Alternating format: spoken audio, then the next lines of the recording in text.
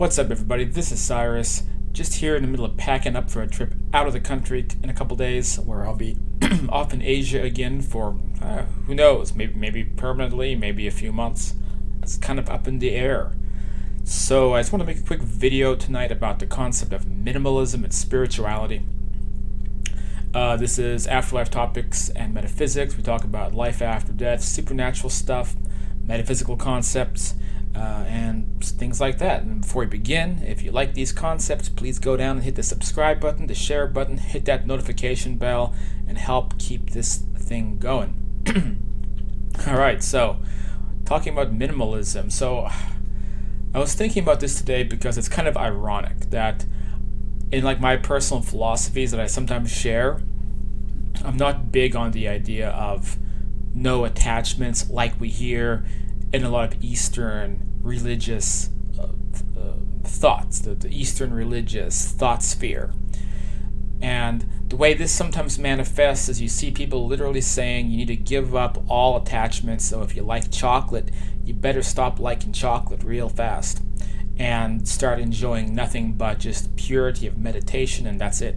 And this is a classic example, in my opinion, of extremism, like an idea, a concept that made sense at the beginning ends up getting, people end up getting carried away with it. It's one of those types of things where you have a lot of people competing to be more pious than the next person. So it starts out very modest, and then somebody comes along, well, guess what? I gave up more attachments than you did. And somebody else comes along, well, I gave up all my attachments and all I do is meditate. And somebody else comes along, well, all I do is meditate and I stopped having thoughts altogether. So they just keep stacking this up and making it more and more extreme. So I've never been a big fan of that idea. Well, I wouldn't say never. I used to be more into Eastern religious ideas until it kind of dawned on me that this wasn't my bag.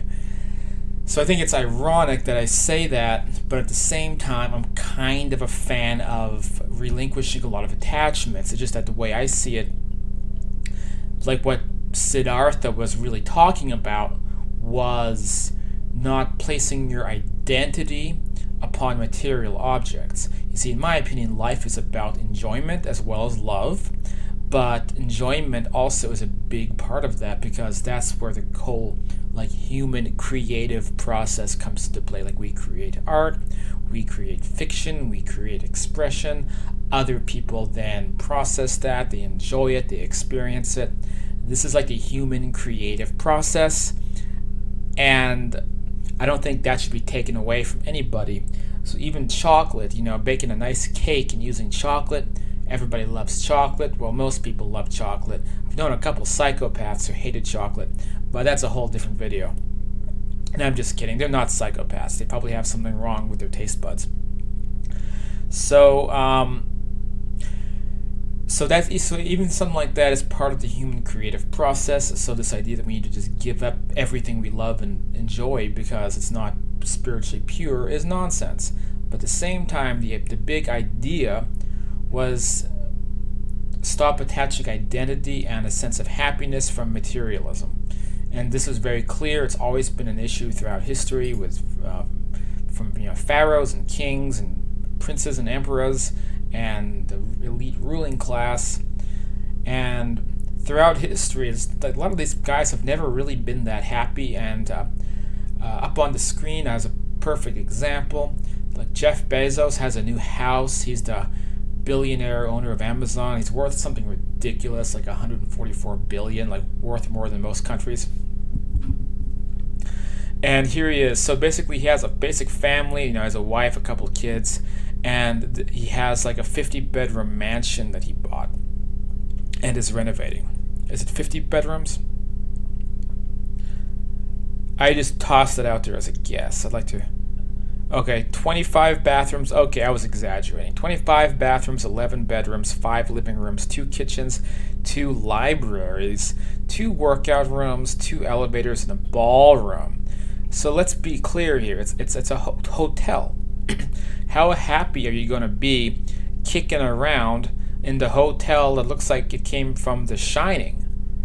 And I feel like I have a unique perspective here, because basically when I was a little kid, kind of before my memory, when I like when it was like 1989, 1990, and I was like 2 or 3 years old.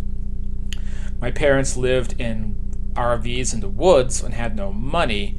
Then my dad started making a lot of money, so I grew up with my dad pulling in $1 million a year, and so we stayed in luxury places. We lived it up.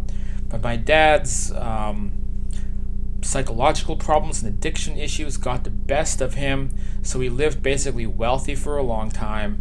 And then my dad died without a penny to his name because his depression and his issues caught up with him, and he just started putting liens against all the property, not caring about the future, basically telling people that he was on a self-destructive path, and he stopped caring.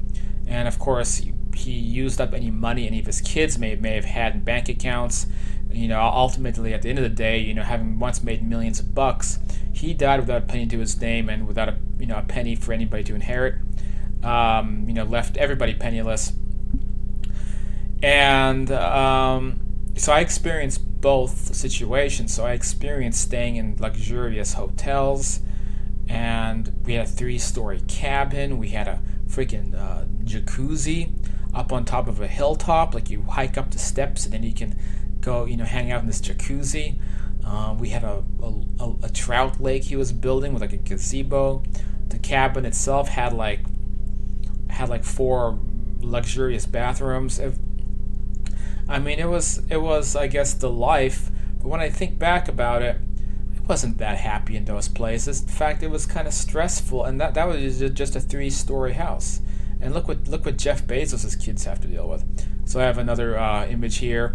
This is the estate of the late Robin Williams. Like, I'm sorry, but how can people fantasize about living in places like this? Because it's just creepy. You have all these empty rooms. Like, the only way I could tolerate a place like this is I'd have to have like parties and people coming by every single day to keep all those bedrooms occupied. I'd make it into a big old Airbnb, even if I didn't need to have the money, just so it's a house that's being fully lived in, not all this creepy empty space. Is somebody going to be happy in there? There's no reason to suspect anybody would be happy in there. Shucks, Robin Williams took his own life.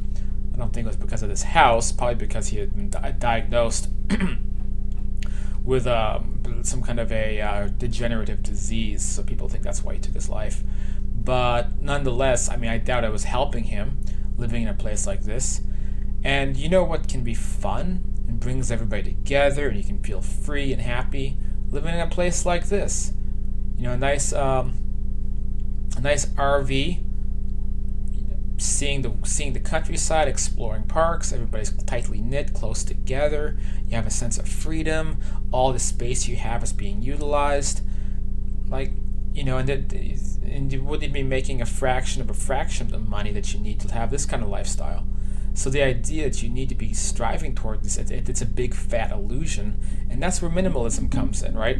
So these days, when I'm out traveling and going backpacking, this is basically all my belongings.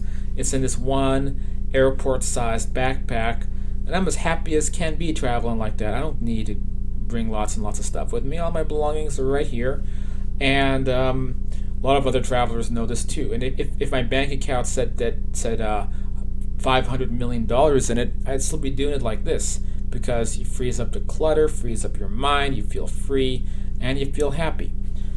So in my opinion, that's what Buddha was talking about, and that applies to a lot of things in life. And it frees up your mind, allows you to live a more spiritual life, and also allows you to be more charitable to other people, because these Bezoses, just one Mr. Bezos, because they just had a divorce.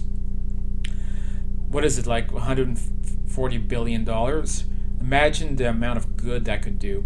But what do these oligarchs do? They just hoard that money. The only billionaire I know of that left the billionaire list just to be able to help out society, because they know they already have plentiful amounts of money, was the lady who wrote Harry Potter. So she recently kicked herself off the billionaire list because she was like, I don't need $1 billion to be happy. Look what I've been able to accomplish, and I'll give this back to society. And I'm sure she's more than happy in whatever massive estate that she lives in, or maybe not happy at all. Maybe not happy at all. I don't know. Well, those are just some thoughts I had tonight. I guess the big point here is just think about minimalism. How can you simplify your life down to find some more lasting happiness? And how attached are you to your belongings? In the words of Fight Club, the things you own begin to own you. And I think most philosophers in history, who have touched on this subject, their big point is to not be attached to things in that way. Don't assign emotional or spiritual value to material goods. Material goods are a tool that we can use to express ourselves and create things. And okay, it's nice to be attached to symbolic things, that old sweater that your grandparents gave you, whatever it might be. But don't be thinking that this is the key to your happiness and satisfaction in life, when probably living out of a backpack and staying in hostels, meeting other travelers, hanging out with new faces, and you can do this at any age, is more likely to bring you a kind of sense of fulfillment than wandering around a 12-bedroom mansion. That place, man, it'd be so creepy living in a place like that. I can just imagine going out of body and seeing all kinds of creepy-ass shadow people wandering around that place. Alright, if you like this stuff, again, I encourage you to please hit the subscribe button. You can check out afterlifetopics.com, the Facebook page. You can join the classes. It's just as a way to support the work I do. $30 a month to join in on bi-weekly discussions about a lot of epic stuff that you're totally missing out on. And then that money can also eventually go towards improving this channel, maybe doing some bigger productions, maybe going towards some more powerful equipment, getting the message out there more. So if you like that kind of stuff, shoot me a message on here. You can shoot me a message on Facebook. You can find my Facebook info down in the description as well. All right, guys, I'll see you all next time.